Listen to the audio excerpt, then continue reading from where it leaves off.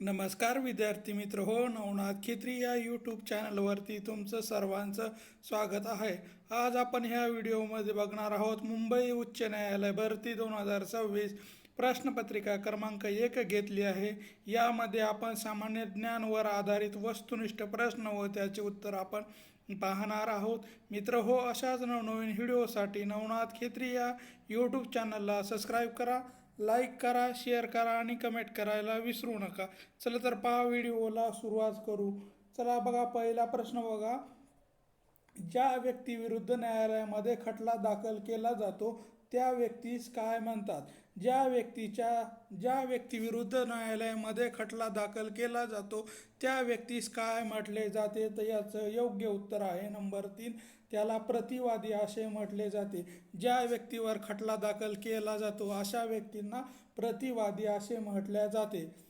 यानंतरचा प्रश्न आहे, न्यायालयामध्ये खटला दाखल करण्याची भूमिका घेणाऱ्या व्यक्तीस कोणत्या नावाने ओळखले जाते? न्यायालयामध्ये खटला दाखल करण्याची भूमिका घेणाऱ्या व्यक्तीस कोणत्या नावाने ओळखले जाते? तर याचं योग्य उत्तर आहे नंबर 2, वादी त्याला असं म्हटलं जातं. वादी असं म्हटलं जातं.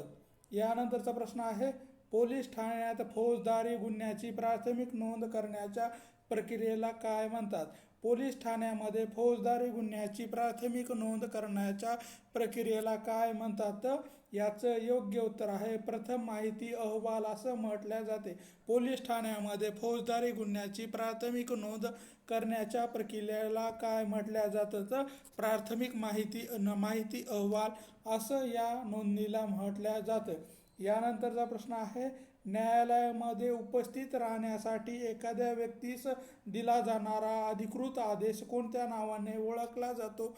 तर याचं योग्य उत्तर आहे नंबर 2, समन्स त्याला दिला जातो. न्यायालयामध्ये उपस्थित राहण्यासाठी एखाद्या व्यक्तीला दिला जाणारा अधिकृत आदेश म्हणजेच समन्स होय. यानंतरचा प्रश्न आहे, जिल्हा पातळीवर कार्य करणारे यानंतरचा प्रश्न आहे, जिल्हा पातळीवर कार्य करणारे सर्वात उच्च दर्जाचे न्यायालय कोणते आहे? तर जिल्हा व सत्र न्यायालय आहे.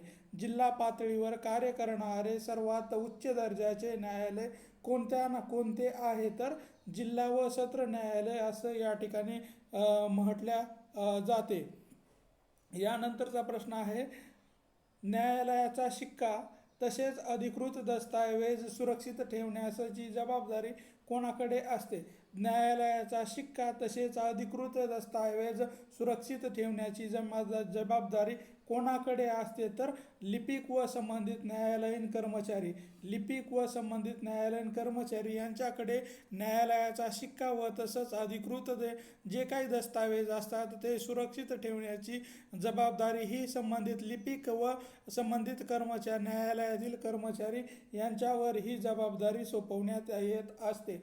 त्यानंतर आहे, भारतीय राज्यघटनेच्या निर्मितीमध्ये प्रमुख शिल्पकार म्हणून कोणाला ओळखले जाते? तर भारतीय राज्यघटनेच्या निर्मितीचे प्रमुख शिल्पकार म्हणून कोणाला ओळखले जाते? तर योग्य उत्तर आहे नंबर 3, डॉक्टर बाबासाहेब आंबेडकर यांना भारतीय राज्यघटनेच्या निर्मितीचे प्रमुख म्हणून ओळखले जाते किंवा शिल्पकार म्हणून डॉक्टर बाबासाहेब आंबेडकर यांना ओळखले जाते. यानंतरचा प्रश्न आहे, सामंजस्य व तडजोडीच्या आधारे प्रकरणे निकाली काढण्यासाठी आयोजित केली जाणारी विशेष व्यवस्था कोणती आहे? सामंजस्य व तडजोडीच्या आधारे प्रकरणे निकाली काढण्यासाठी आयोजित केली जाणारी व्यवस्था म्हणजेच काय? तर याचं योग्य उत्तर आहे नंबर 3, त्यालाच आपण लोक अदालत असं म्हटलं जातो. म्हणजे सामंजस्य व तडजोडीच्या आधारे जी प्रकरणे निकाली काढली जातात ती लोक अदालत या प्रकारामध्ये निकाली काढली जातात. यानंतरचा प्रश्न आहे, भारतीय दंड संहितेत इंग्रजी भाषेत कोणत्या नावाने संबोधले जाते? भारतीय दंड संहितेला इंग्रजी भाषेमध्ये कोणत्या नावाने संबोधले जाते? तर इंडियन पिनल कोड असं म्हटले जाते. भारतीय दंड संहितेलाच इंग्रजी भाषेमध्ये इंडियन पिनल कोड असे म्हटले जाते. यानंतर आहे, भारतीय दंड संहिता म्हणजेच IPCचे नवीन नाव कोणते आहे? तर भारतीय दंड संहिता म्हणजेच IPCचे नवीन नाव काय आहे तर भारतीय न्याय संहिता. भारतीय न्याय संहिता असं आहे, त्यालाच आपण BNS असं म्हटलं जातो, भारतीय न्याय संहिता. IPCचं हे नाव बदलून BNS हे करण्यात आलेलं आहे. यानंतर आहे भारतीय न्याय संहिता. भारतीय न्याय संहिता कोणत्या तारखेपासून अंमलात आणलेली आहे तर भारतीय न्याय संहिता कोणत्या तारखेपासून अंमलात आलेली आहे तर 1 जुलै 1924. 1 जुलै 1924 पासून भारतीय न्याय संहिता ही अंमलात आणलेली आहे किंवा ती लागू करण्यात आलेली आहे. त्यानंतर आहे CRPC. CRPC म्हणजेच फौजदारी प्रक्रिया संहिता. फौजदारी प्रक्रिया संहिताच्या जागी कोणत्या नवीन कायदा करण्यात आलेला आहे तर फौजदारी प्रक्रिया संहिताच्या जागी नवीन कोणता कायदा करण्यात आलेला आहे तर BNS हा कायदा करण्यात आलेला आहे. BNS हा कायदा नवीन करण्यात आलेला आहे CRPCच्या जागेवर होय. तर त्यानंतर आहे भारतीय पुरावा कायदा. भारतीय पुरावा कायद्याच्या जागी नवीन कोणता कायदा लागू झाला आहे तर भारतीय पुरावा कायद्याच्या जागी नवीन कोणता कायदा लागू करण्यात आलेला आहे तर BSA हा नवीन कायदा लागू करण्यात आलेला आहे. भारतीय पुरावा कायद्याच्या जागी नवीन BSA हे कायदा नवीन लागू करण्यात आलेला आहे. त्यानंतर आहे भारतातील फौजदारी. भारतातील फौजदारी न्यायव्यवस्थेतील सुधारणाचा एक भाग म्हणून कोणते 3 नवीन कायदे लागू करण्यात आलेले आहेत. भारतीय फौजदारी न्यायव्यवस्थेतील सुधारणाचा एक भाग म्हणून भारतातील 3 नवीन कायदे लागू करण्यात आलेले आहेत. ते कोणते आहेत तर BNS, BNSS आणि BSA. BNSS आणि BSA हे 3 नवीन कायदे लागू करण्यात आलेले आहेत. भारतीय फौजदारी न्यायव्यवस्थेच्या सुधारणेसाठी हे 3 नवीन कायदे करण्यात आलेले आहेत. खटला सुरू असताना काही अटीवर आरोपीला तात्पुरते मुक्त करण्याच्या प्रक्रियेला काय म्हणतात तर खटला सुरू असताना काही अटीवर आरोपीला तात्पुरते मुक्त करण्याचे प्रक्रियेला काय म्हणतात तर त्यालाच आपण जामीन असं म्हटलं जातं. म्हणजेच खटला एखाद्या व्यक्तीवर खटला सुरू असतं तेव्हा त्या व्यक्तीला तात्पुरत्या स्वरूपामध्ये मुक्त केलं जातं, त्या प्रक्रियेला जामीन असं म्हटलं जातं. यानंतरचा प्रश्न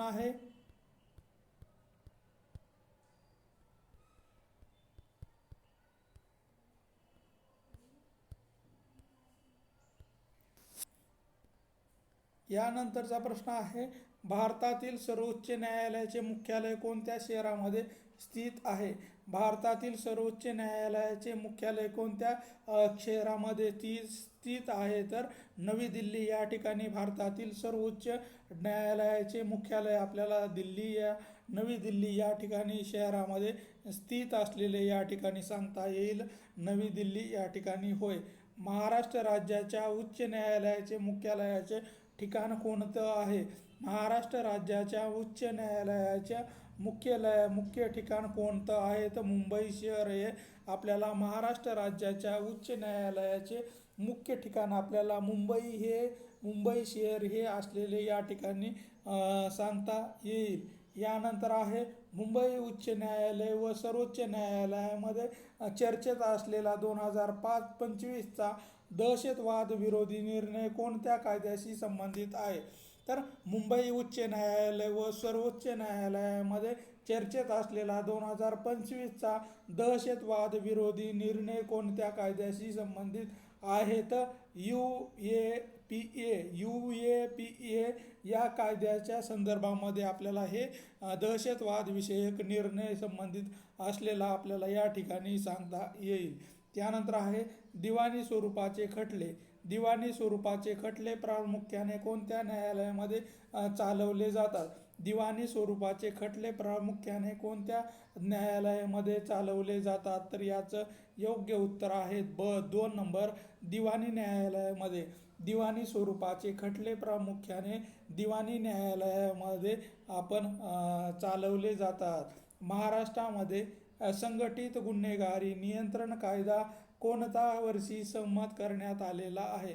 महाराष्ट्रामध्ये संघटित गुन्हेगारी नियंत्रित कायदा कोणत्या वर्षी संमत करण्यात आलेला आहे? तर 1999 मध्ये आपल्याला मोकाको हा कायदा जो आहे हा सहमत करण्यात आलेला आहे.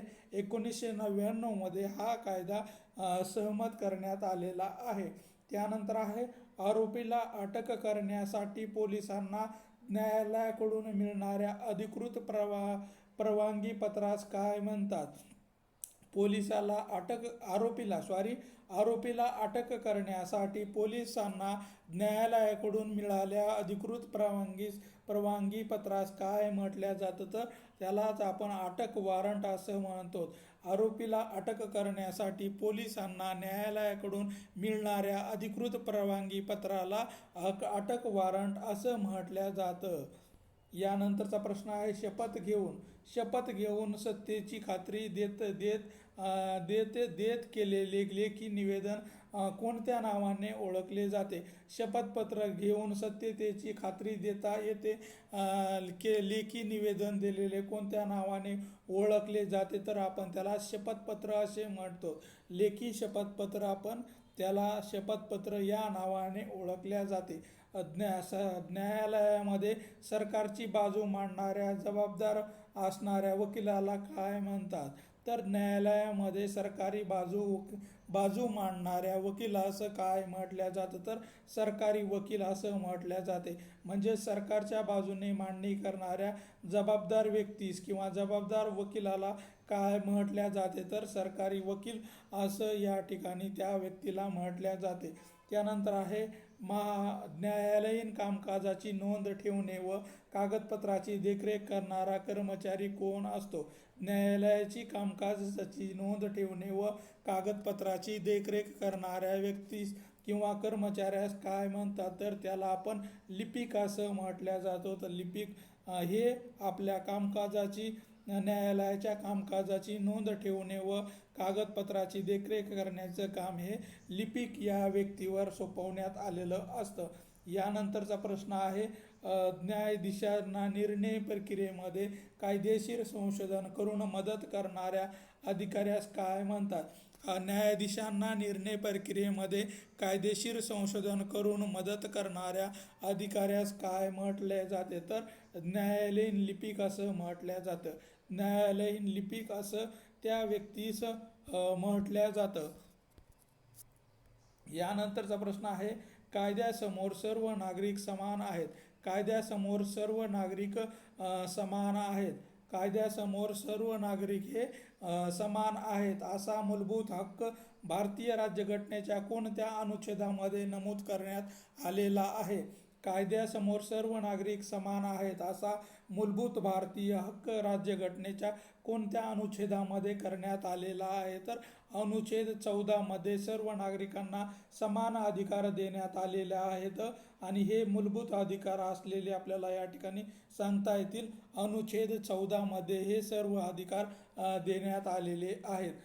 उच्च न्यायालयाच्या न्यायाधीशाची नियुक्ती कोणाच्या अधिकारामध्ये येते? उच्च न्यायालयाच्या न्यायाधीशाच्या नियुक्ती कोणत्या अधिकारामध्ये येते? तर राष्ट्रपती हे उच्च न्यायालयाच्या न्यायाधीशाची नियुक्ती करण्याचे अधिकार हे राष्ट्रपती यांना देण्यात आलेले आहेत.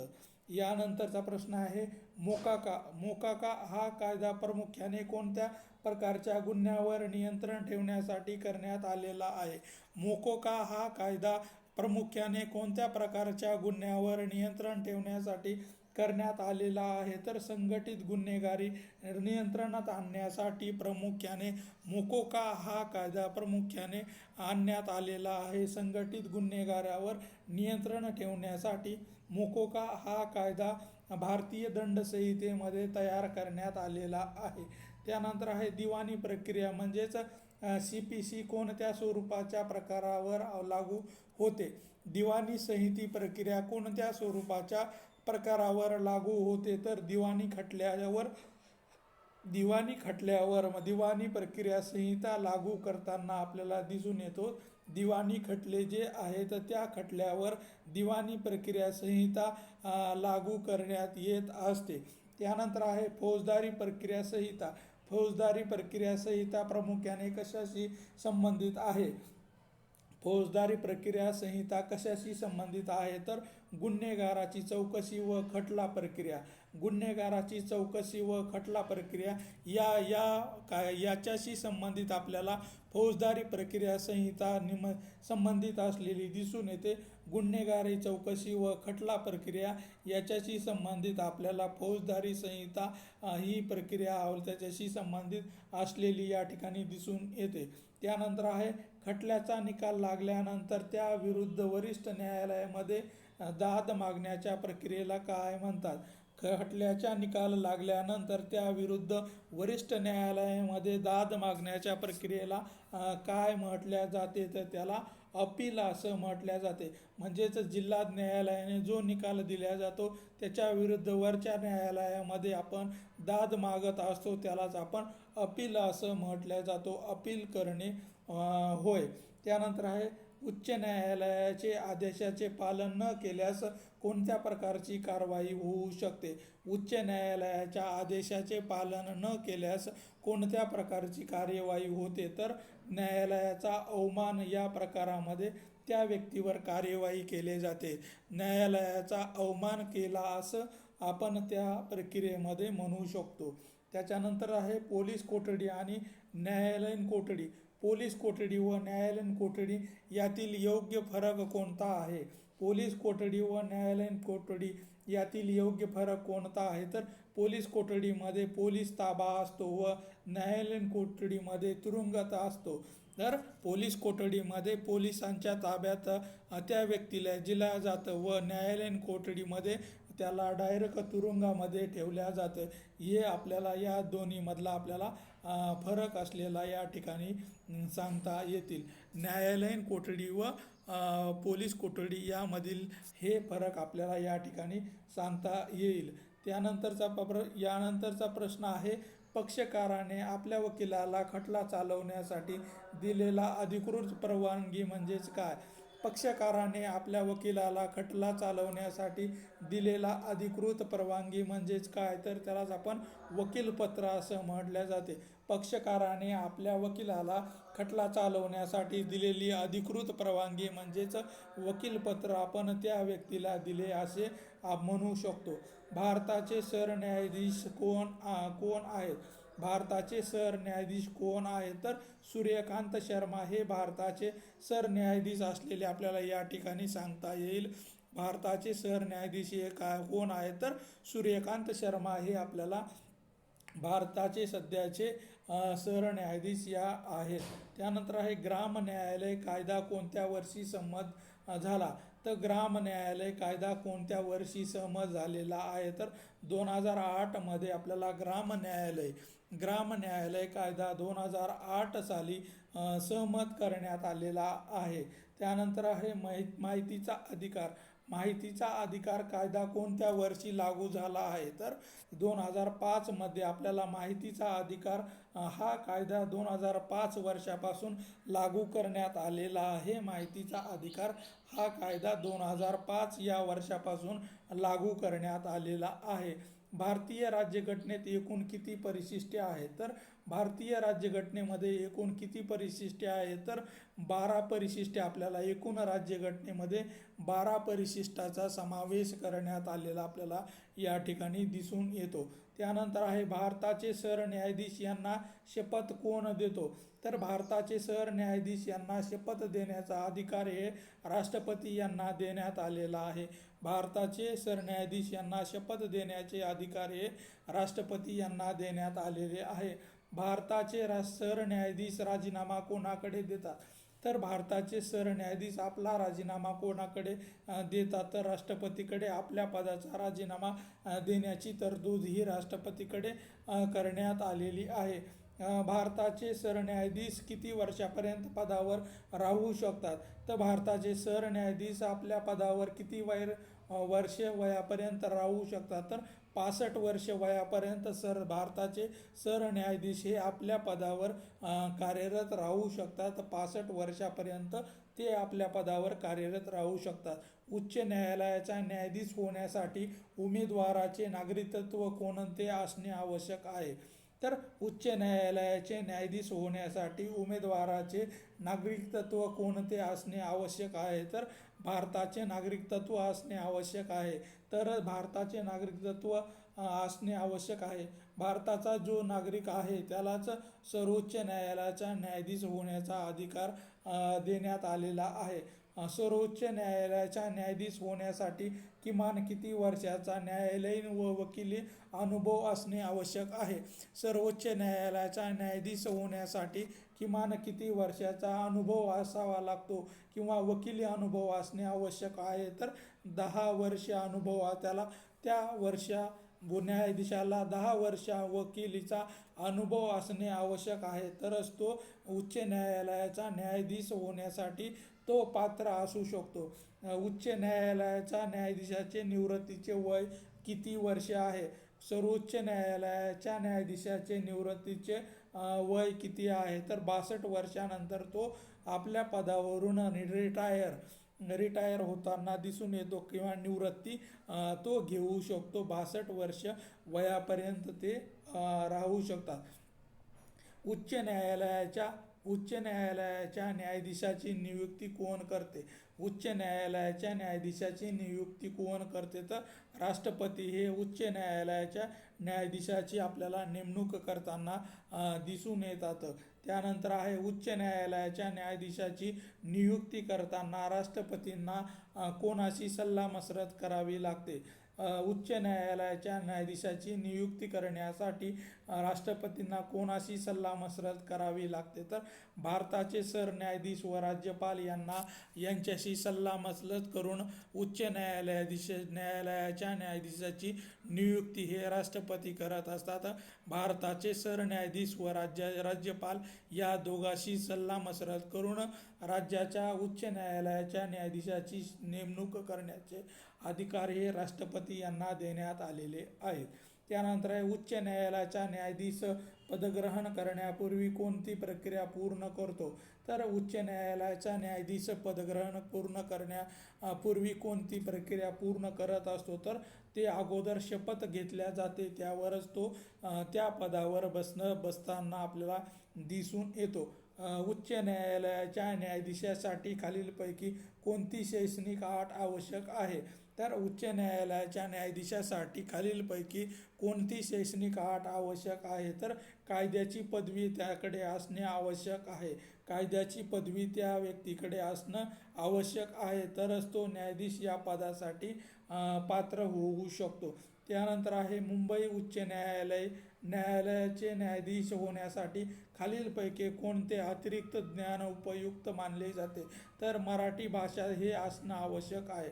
तर मुंबई उच्च न्यायालयाच्या न्यायाधीश होण्यासाठी खालीलपैकी कोणते अतिरिक्त ज्ञान आवश्यक असते? तर त्याला मराठी भाषेचं ज्ञान आवश्यक असते. इंग्रजी आणि हिंदी हे तर आवश्यक आहेच, त्याचबरोबर मराठी भाषेचं ज्ञान पण त्या व्यक्तीला असणं आवश्यक आपल्याला असलेलं या ठिकाणी सांगता येईल. कायद्याचा अर्थ स्पष्ट करून सांगण्याचे कार्य कोणत्या मंडळाकडे असते? कायद्याचा अर्थ स्पष्ट करून सांगण्याचे कार्य कोणत्या मंडळाकडे असते? तर न्यायमंडळाकडे हे अधिकार देण्यात आलेले आहेत. न्यायमंडळाकडे हे अधिकार देण्यात आलेले आहेत.